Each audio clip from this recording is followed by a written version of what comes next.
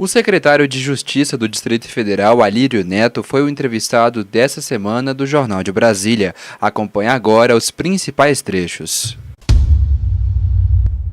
Como avaliar a Secretaria de Justiça nos últimos 3 anos? Bom, na verdade, eu acho que nesses 3 anos a gente teve a oportunidade de implementar algumas coisas que nós tínhamos tido a chance de iniciar numa gestão anterior, muito rápida, mas que a gente tinha plantado já uma semente. Eu tinha passado na Secretaria de Justiça por 8 meses no governo anterior e nessa ocasião a gente tinha tido a oportunidade de plantar 2 coisas que eu acho muito importante e que infelizmente não teve uma grande divulgação, até porque nós tivemos muitas crises políticas em Brasília e houve um desgaste muito grande do mundo político, as pessoas acabaram não percebendo isso. Nós plantamos, naquela ocasião que eu passei a primeira vez, nós criamos o primeiro programa de atendimento à vítima do Brasil. Chama-se Provítima. Na verdade, a minha especialização, eu sou formado em Direito, mas minha especialização é em vitimologia. Eu sempre achei muito estranho, como delegado de polícia, o atendimento que as pessoas que eram vítimas de violência tinham da nossa sociedade. A gente sempre que ouve falar de direitos humanos, você ouve falar dos direitos do preso, do réu, do acusado. E aquilo me constrangia muito, porque de uma forma ou de outra, como cidadão, principalmente representando o Estado, eu via o autor, o acusado, recebendo uma assistência, muitas vezes jurídica e assistência psicológica, enquanto a vítima e a família da vítima ficava abandonada pela sociedade. E eu passei a estudar isso. E quando eu fui à Secretaria de Justiça, eu implantei exatamente a minha monografia lá. Criamos o primeiro programa de atendimento à vítima, que funciona mais ou menos assim. Hoje ele tem funcionando 5 unidades. Naquela ocasião nós inauguramos a unidade que foi o protótipo da Ceilândia. Ocorreu um crime, qualquer crime violento, deixar claro que esse é crime violento, né? Nós não atendemos todos os tipos de crimes, só os crimes mais violentos. Registra-se na delegacia e a delegacia tem um link direto com a Provítima. 72 horas após o registro, até 72 horas após o registro da ocorrência, vai à casa da vítima. Então nós somos proativos, nós vamos à casa da vítima e mandamos uma equipe, um advogado, um assistente social e um psicólogo. Esse advogado, esse assistente social, esse psicólogo, ele não vai gerar nenhum direito novo para a vítima. Ele vai buscar dar assistência daquilo que o Estado tem a oferecer para aquela vítima.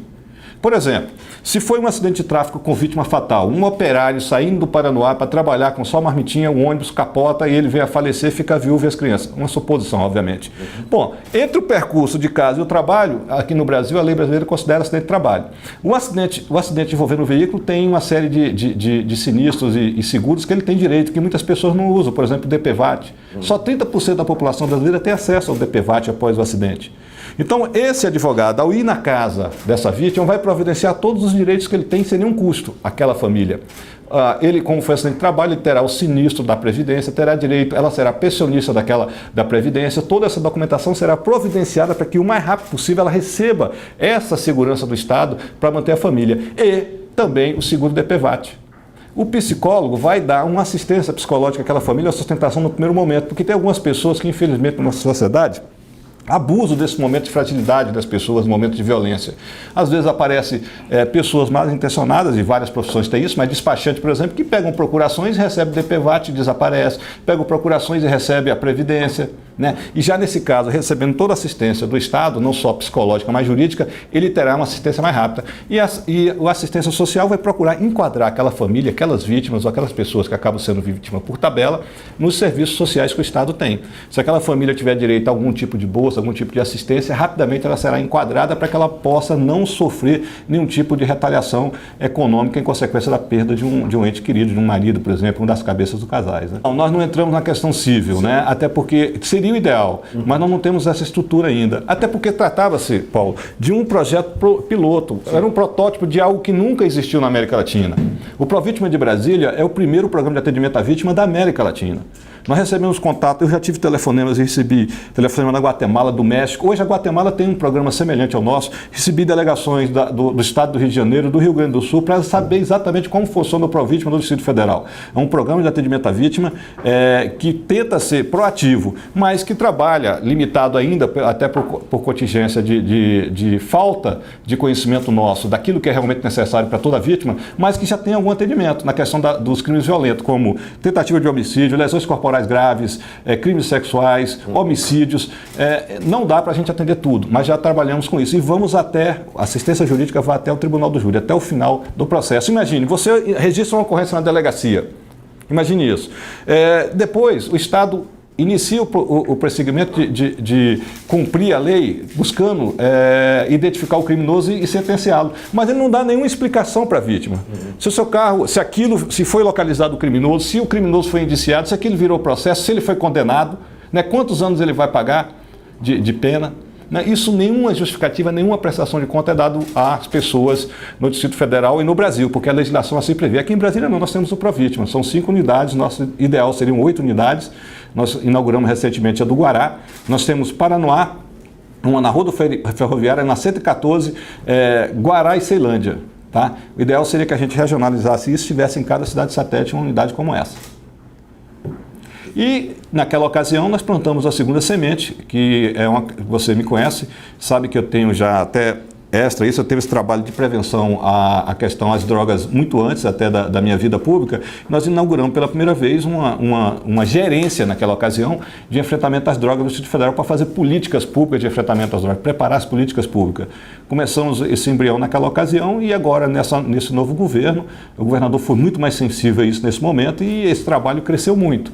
Nós temos um projeto de enfrentamento às drogas na Secretaria de Justiça, que é complementado, do qual nós somos coordenadores, que fazem parte de 15 secretarias. Né? E o trabalho especificamente voltado a nós, a Secretaria de Justiça, ele passa pelo trabalho de prevenção e o trabalho na ajuda de recuperação. Até porque isso muito afeta a Secretaria de Saúde, né, questão. Mas como havia muita dificuldade de se conseguir um espaço físico para a internação dessas pessoas, e a burocracia era muito grande, a Secretaria de Saúde vive e tem uma tarefa muito árdua e muito enorme na cidade, com série de outros problemas, a Secretaria de Justiça assumiu a questão de buscar uma alternativa para achar esses espaços. Então nós somos as primeiras unidades do Estado a conseguir fazer convênio com as comunidades terapêuticas. Em Brasília, nesses últimos 2 anos, nós tivemos mais de 2.000 pessoas internadas nas comunidades terapêuticas sem nenhum custo para se recuperar. Né? Isso foi a primeira, nós fomos pioneiros, nós abrimos esse espaço, tanto que quando saiu o edital da União para ter também, oportunizar os outros estados ter as comunidades terapêuticas, eles saíram com um valor diferente, nós pagávamos 800 por interno e a União entrou pagando 1.000, tanto que nós tivemos que aumentar o nosso valor para atingirmos o que é justo. Né? Então nós tivemos nesses 2 anos 2.000 pessoas aproximadamente, esse foi mais ou menos um ano que nós levamos para iniciar os processos dos convênios, internados nas comunidades terapêuticas. E no trabalho muito forte de prevenção ao uso indevido de drogas, que é o projeto Viva a Vida Sem Drogas, um projeto que hoje, graças a Deus, é muito conhecido em Brasília e fora de Brasília. Nós vamos de escolas, em escola, vamos em canteiros de obras, vamos em órgãos, falando com os pais, fazendo palestra, fazendo um trabalho de prevenção com material gráfico, com material de vídeo, com material nas redes sociais e muito adesivo hoje colocado de adesão da população. Esses adesivos, o projeto Viva a Vida Sem Drogas é um projeto que não compra espaço.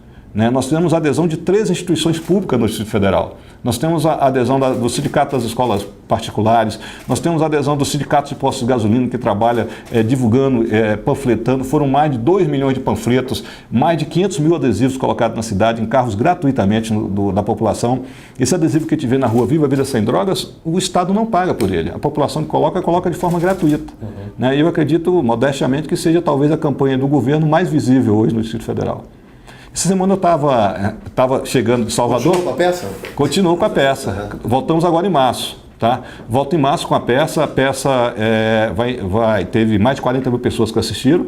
A peça é uma história de uma família lutando para tirar o filho da dependência química. Você sabe muito bem que, fazendo palestra nas escolas, que eu já fazia antes até de ser parlamentar, eu descobri que eu precisava falar a linguagem do jovem. Até porque eu era delegado de polícia, e delegado de polícia sempre tem uma postura mais sisuda, né, cara? Você é muito queijo, pão, né, cara? E eu precisava ter essa flexibilidade de falar a linguagem, porque eu chegava na escola e sentia que eu não conseguia atrair a garotada para ver a mensagem que eu tinha para passar. Então eu fiz um curso de 1 ano de teatro, comprei o direito da peça, que é de uma família aqui de Brasília, baseada em fatos reais, e passei a fazer a peça. 40 mil pessoas assistiram e a peça, eu comprei o direito da peça e transformei num roteiro.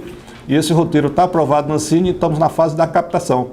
Nós vamos fazer um filme, a previsão é que ele seja rodado em 2015. Nós estamos em fase de captação para fazer o filme. O roteiro foi feito por mim, obviamente, junto com o Mongol, aquele parceiro do Oswaldo Montenegro, né? Que é o roteirista do filme. E já temos uma produtora, que é a Lagoas Produções, do Bruno, que fez vários filmes filmes sensacionais, uma produtora de ponta, né? Fez Capitães de Areias, fez Xangô, do Jô Soares, fez vários filmes, fez Anaconda. Então nós estamos na fase de captação, está bem adiantado. Acreditamos que em 2015 nós estamos rodando o filme aqui em Brasília. 90% do filme será rodado em Brasília. Como avaliar o atual momento da segurança do DF? É um momento delicado, né? Nós temos um processo de transição no Estado brasileiro, né, que a gente tem que deixar claro. Nós saímos há muito tempo no regime autoritário, em que as polícias tinham muitas forças, né, em que a gente sabe que o delegado, por exemplo, expedia mandado de prisão, que a polícia militar poderia fazer prisões sem nenhum tipo de mandato, a um processo democrático que a gente tem que se acostumar com isso, né? E isso provoca um certo choque, não só no mundo policial, mas também na sociedade civil como um todo, né? Acredito que a gente vive no Distrito Federal uma antecipação de todos os problemas que futuramente atingirão o Brasil, por bem e por mal também, né? As nossas dificuldades administrativas, os nossos avanços administrativos, né, burocráticos e tudo mais, tudo passa primeiro em Brasília, normalmente, acontece assim, né? Isso também está acontecendo na área de segurança pública. A gente tem que efetivamente enfiar o dedo nessa ferida, discutirmos as questões muito claras de segurança pública, a dicotomia de policiamento que nós temos, o confronto de autoridade entre o Ministério Público e a Polícia Judiciária. Isso tudo tem que ser discutido abertamente para saber o que é que nós queremos para nós, sociedade brasileira, não só para Brasília. Não podemos mais viver essa condição. Poucos países no mundo têm o policiamento como nós temos. Nós temos que ter coragem de sentar e discutir. Será que nós temos que reestruturar tudo? O Código Penal tem que ser revisto, o Código de Processo Penal? Que sociedade nós queremos, né?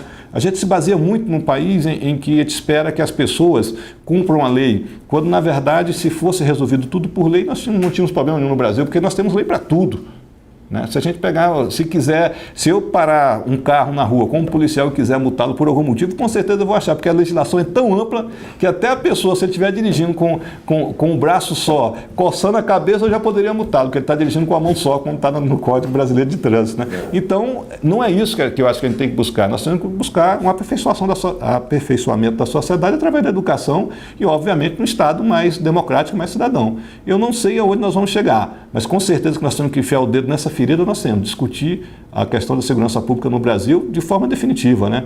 Unificação de polícia, né? Aonde está o limite e capacidade e competência de cada órgão, que a gente precisa muito esclarecer essas coisas, a defesa e principalmente da cidadania, né? De valorizar, que eu dizia agora há pouco que o Estado brasileiro, até voltando para a vitimologia, ele foi feito de uma forma que ao cidadão hoje não interessa registrar uma ocorrência de polícia.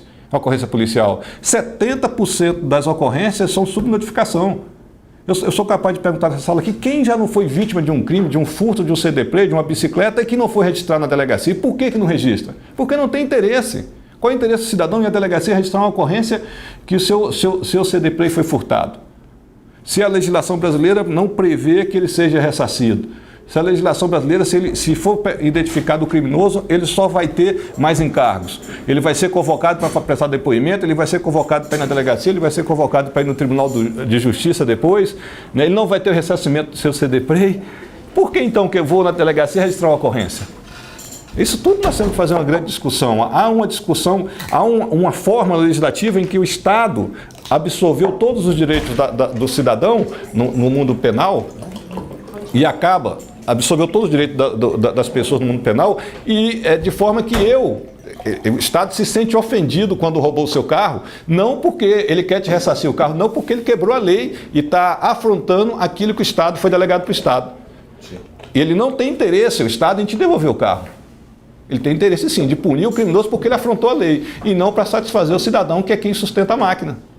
Né? Então, quando a gente chega ao final de uma ação penal, por exemplo, de um carro que foi furtado e foi queimado, você vai pensar, pô, o cara foi condenado, foi sentenciado que ele roubou meu carro, e agora? Eu vou ter meu carro de volta? Não vai. Você vai sentar aqui, a 1,5 metro, vai estar o criminoso olhando para você, o juiz lá de cá junto com o Ministério Público, ele vai dar uma sentença condenando a pessoa aí a 5, 6 anos, se for furto, e o cara vai estar olhando para você que foi lá denunciá-lo. Daqui a poucos meses ele tem acesso a todas as informações por lei, né? Nada pode ser omitido no processo, ele tem seu endereço, tem tudo, e não vai ter nenhum tipo de ressarcimento. Qual é o interesse da pessoa registrar a ocorrência policial hoje? Qual é o interesse realmente? Você não vai ter seu bem de volta, vai perder tempo, não tem nenhum tipo de direito a mais, e no final da sentença o juiz vai só condenar, não vai mandar ele ressarcir o seu carro. Né? Algumas pessoas falam, Alírio, quando você fala isso, como é que um criminoso vai me ressarcir? Hoje os criminosos, muitos deles trabalham em Brasília, 1.600 presos trabalham aqui no Distrito Federal. Não poderia uma parcela desse dinheiro que ele trabalha ser destinada para ressarcir o crime que ele cometeu? Um criminoso como esse, muitos deles acabam recebendo heranças, né? Tem patrimônio de alguma forma. Não poderia se descontar do patrimônio da herança que ele vai receber e indenizar a vítima?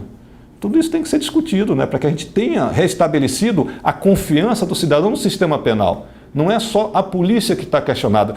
Apenas 1% dos homicídios no Brasil são condenados homicidas no Brasil. De cada 100 homicídios no Brasil, só um homicida vai para a cadeia, amigo. Operação Tartaruga da PM. Isso é exatamente por falta de posição do Estado, que eu coloco agora há pouco.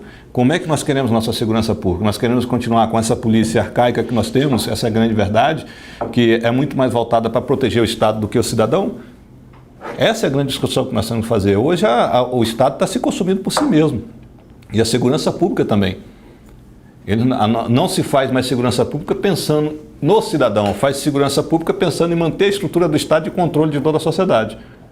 E não na satisfação do seu direito básico como cidadão. Isso é que a gente tem que discutir desde o início. E isso passa pela reestruturação de toda a polícia, de todo o sistema penal. Não só da polícia, mas do sistema penal. Não tem sentido, eu volto a insistir, porque o maior patrimônio que nós temos é a vida. Não tem sentido de 100 pessoas que são mortas, 100 homicídios, apenas um homicida ir para a cadeia no Brasil. Não tem patrimônio maior do que a vida. Então alguma coisa está errada e alguém tem que chegar e fazer uma grande discussão sobre isso. Politização das polícias. Isso, na minha opinião, isso é um pano de fundo, né, para a crise. As pessoas estão tentando, interessa manter a estrutura como está para algumas pessoas, para alguns segmentos, para alguns, vamos dizer assim, para algumas elites, até para as elites de comando, muito claramente, que não tem compromisso com o resultado. Não tem politização. Quem é que está no mundo político e não lá e sugerindo que eles façam a Operação Tartaruga? Isso todo vem das próprias associações e corporações deles lá que começaram tudo isso. Mas isso vem de demandas. A gente tem um nível de insatisfação do policial que é muito grande, mas não só pela questão salarial, mas na questão de serviço. Hoje a pessoa vai detida, eu posso garantir isso claramente para você, provavelmente ele sai antes do policial da delegacia do que o policial ainda sai rindo da cara do policial. A desmotivação do policial para trabalho é muito grande. Você chega, eu digo para você hoje que a situação é tão complicada que a pessoa chega para registrar uma ocorrência, ele está insatisfeito porque foi vitimado, e sai insatisfeito quando chega o final do sistema penal, lá na sentença final. Ele não fica satisfeito em nenhum momento. Ele foi vitimado porque o policiamento preventivo não funcionou, ele vai agora entrar num processo penal para tentar recuperar um patrimônio dele, e quando sair a sentença final, ele não está satisfeito porque ele não vai ter seu patrimônio de volta também. Eu estou errado no que eu estou dizendo aqui? Não. Então todo o sistema está equivocado. É essa discussão que nós temos que fazer. Aproveitar um momento como esse e fazer uma coisa boa para o nosso país. Nós temos que fazer uma grande discussão sobre isso. Eu não vejo que a politização esteja interferindo, eu não vejo ninguém, até porque desde o início foi combinado que não teríamos politização no Distrito Federal, no sistema de repressão e policiamento do Distrito Federal. Não sinto isso, não acho isso não. Ao contrário, eu acho que se a gente tivesse uma discussão aberta, com os praças, com os oficiais, com os delegados, com o Ministério Público, com o sistema judiciário, para que a gente achasse uma solução, seria muito melhor. Existe uma série de taxas no mundo do sistema penal que as pessoas, taxas de acompanhamento e cifras que nós precisamos discutir. A sobrenotificação que eu dizia agora há pouco é uma delas. A mostra que o sistema está falido é quando você tem, de cada 100 crimes acontecidos no país, apenas 30% procura o sistema penal, ou seja, o Ministério Público, a polícia, ou a Polícia Militar, ou a Polícia Federal, ou a Polícia Rodoviária Federal, ou até a Justiça. Isso mostra que tudo aquilo que a gente está pagando para ter uma polícia, Polícia Militar, Polícia Civil, a Polícia Militar, a Polícia Rodoviária Militar, o Ministério Público, os tribunais de justiça, tudo isso nós como cidadãos estamos pagando de forma equivocada, porque quando nós precisamos, nós não vamos buscar. Então tem uma coisa errada. A insatisfação não é só com a polícia, é com todo o sistema penal hoje. As pessoas têm que ter isso claramente. Podia enfiar o dedo nessa ferida e fazer essa grande discussão. Liberação das drogas. Rapaz, eu não tenho nenhuma dificuldade com relação à liberação ou proibição, nunca tive, de drogas. Eu não sou uma pessoa radical que acha que a gente resolve as coisas com decreto e lei. Porque se proibir o uso de droga resolvesse o nosso problema, nós não tínhamos problema no Brasil, que as drogas estão proibidas. Eu não acho que, até porque a droga que mais mata no Brasil é liberada, que é o álcool. Então eu não acho que liberar ou proibir vai ser a nossa solução. Eu continuo afirmando, a nossa solução passa por um trabalho de educação e cultura da sociedade, principalmente dos nossos jovens, sobre o risco de se envolver com as drogas. Muitas pessoas estão se envolvendo por falta de conhecimento.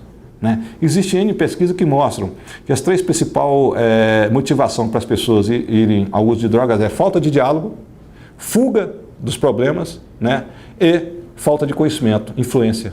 Acaba sendo por influência. São as três principais, vamos dizer assim, causas que levam as pessoas às drogas. Então, é falta de conhecimento, de diálogo, que eu acho que a gente tem que ter muito com o jovem para poder esclarecer. Por exemplo, o álcool. O álcool é uma droga liberada e nós sabemos claramente que a gente chama de pé inchado, popularmente na rua, né? A gente da polícia chama o pé inchado. Quantas pessoas você não vê morando em pracinha, morando em bancos de rua que são dependentes químicos do álcool jogado? O álcool é uma droga totalmente liberada no nosso país.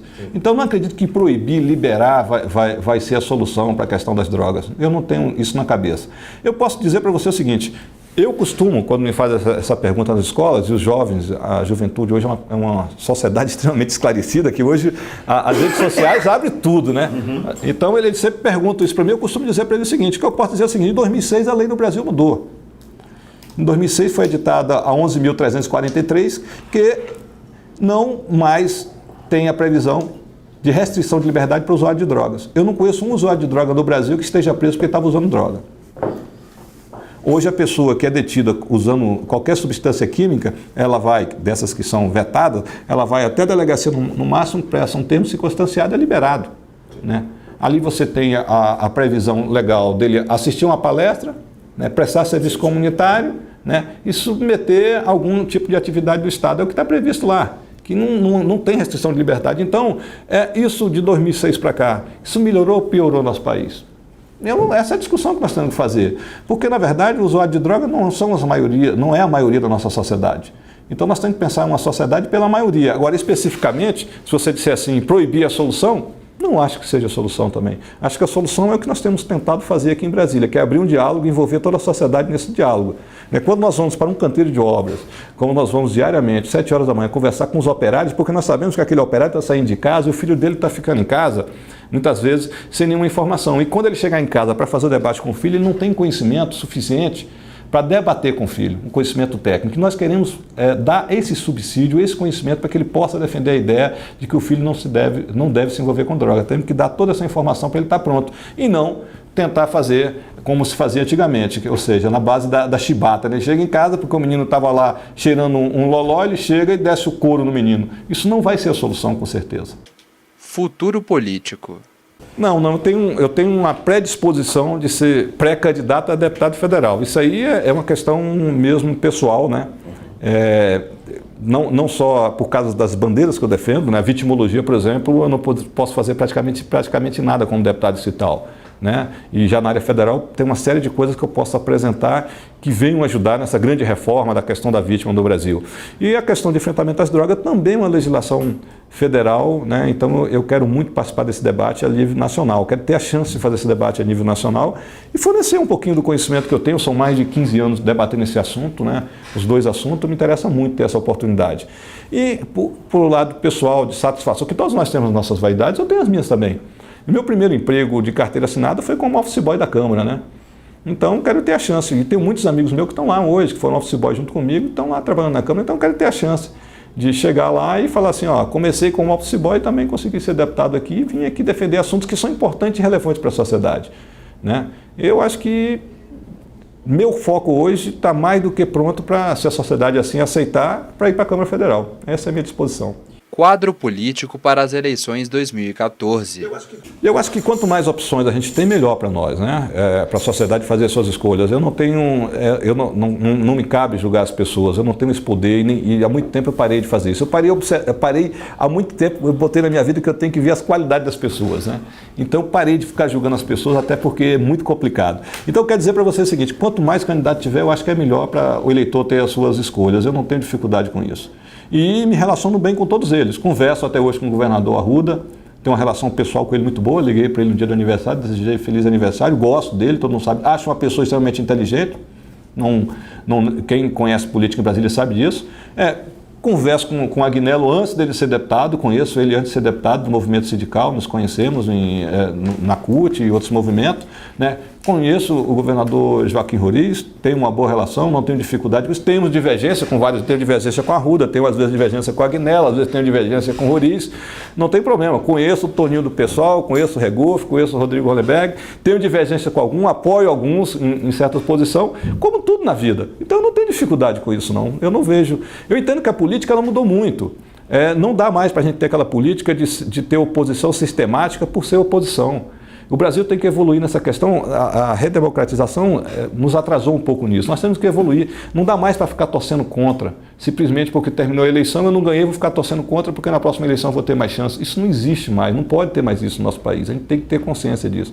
Eu não tenho nenhuma dificuldade com nenhum candidato, me dou bem com todos eles. Tá? Com relação a coligações, é muito cedo. Nós temos toda uma conjuntura nacional que acaba influenciando também o Distrito Federal. Né? Então a gente tem que esperar algumas definições em nível nacional para poder tomar nossas definições locais.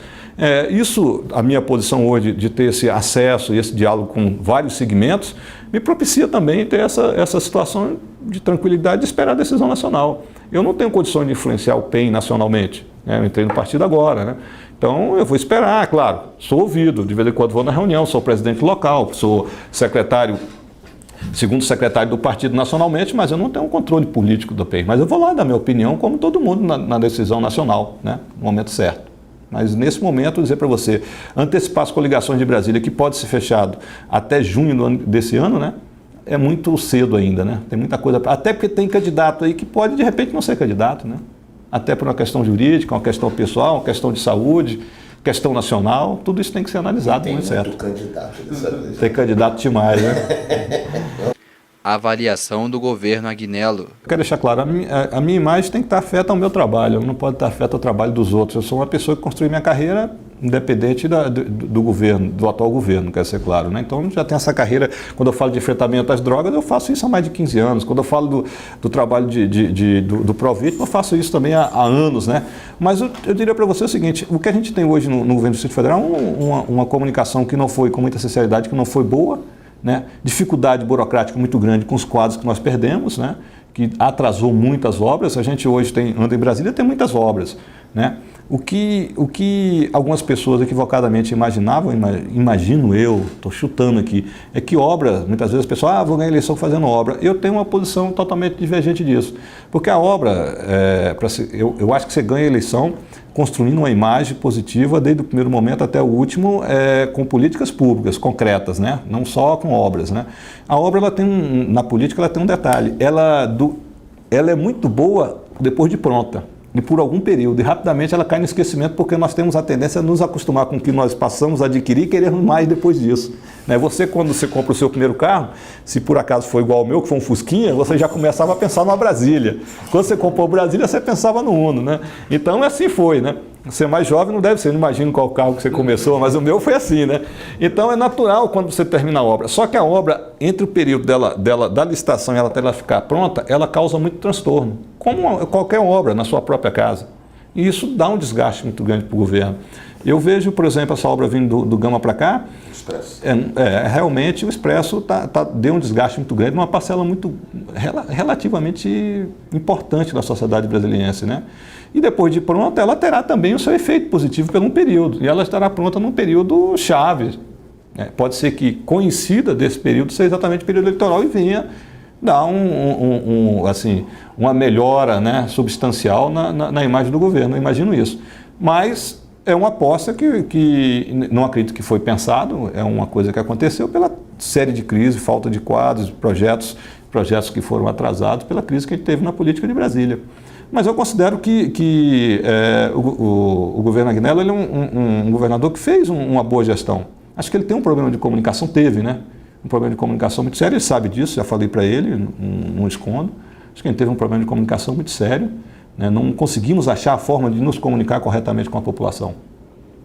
Né? Não sei qual é a forma, não é a minha área, né? Não sou especialista, mas um governo que está fazendo tanto de obra que está fazendo na cidade, que tem projetos importantes, como eu estou falando aqui, de enfrentamento às drogas, que abre projetos como esse, que são referência nacionalmente hoje, como o Provítima, que eu falava agora há pouco, que boa parte da população nem sabe que isso existe.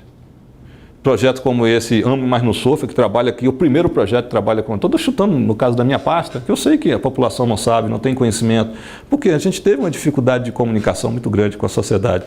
E acho que isso pode ser recuperado, acho que isso é possível. Eu já vi situação de candidatura aqui em Brasília de candidatos ao governo que começaram com 2% e ganharam a eleição.